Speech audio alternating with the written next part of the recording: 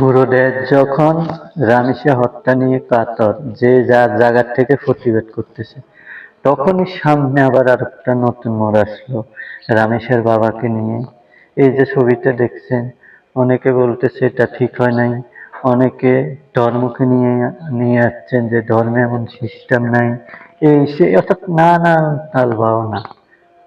আসলে একটা জিনিস কিন্তু পরিষ্কার হয়ে যাচ্ছে, আমরা কাউকে উপরে উঠাতেও পারি, আবার সেকেন্ডের ফলকে নামাইও ফেলতে পারি।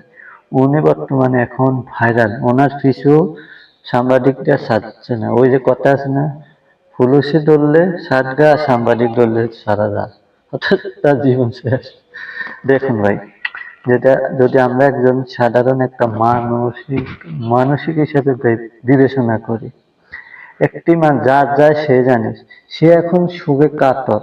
হয়তো সে কথা বলার ফাঁকে তার দৃষ্টিভঙ্গিতে তার মেয়ের কল্পনা বেশি উঠছে, তাই সামনে একটা মেয়ে পেয়েছে, তাকে আদরে জড়িয়ে নিয়েছে, এটাই তার অপরাধ হয়ে দাঁড়িয়েছে।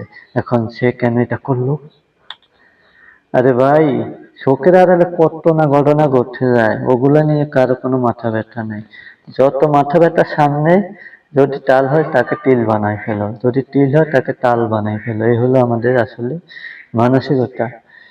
আমি আমার সাধারণ জ্ঞানে বলি, এটা আমি তেমন খারাপ চোখে আমি দেখি না। আপনি কমেন্ট করে জানান এবং মতামত জানান, আসলে এটা কি যুক্তি সংগত হয়েছে নাকি এখানে হচ্ছে অন্যায় হয়েছে। জানান, কমেন্ট বক্স খোলা। আর ভিডিওটি সর্বস্ব শেয়ার করে আপনি আপনার মতামত দিবেন। আমরা অন্যায়কে অন্যায় বলবো, ন্যায়কে ন্যায় বলবো, সত্যকে সত্য বলবো, এটাও থাকতে হবে আমাদের মাঝে।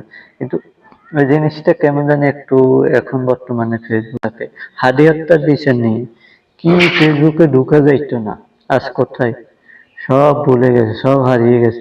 এমনি যোগে যোগে এগুলো হতে থাকবে আর হারিয়ে যাইবে।